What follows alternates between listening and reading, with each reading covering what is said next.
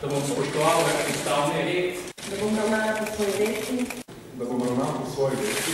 In z vsemi svojimi močmi. In z vsemi svojimi močmi. In vsemi svojimi močmi. Deloval za blaginjo Slovenije. Deloval za blaginjo Slovenije. Deloval za blaginjo Slovenije.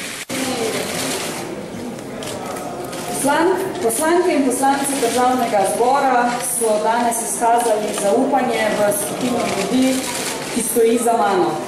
To je naša in moja nova vlada. V veliko čast mi je, da bom lahko to ekipo vodila na poti pozitivnih sprememb in napredka.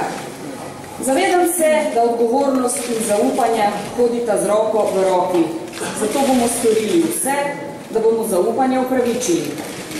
Vem, da nam ne bo vedno lahko in da bodo odločitve, ki jih bomo sprejemali, težke. A hkrati verjamem, da skupaj premoremo dovolj modrosti, dovolj energije in dovolj vztrajnosti, da bomo dosegli zastavljene cilje.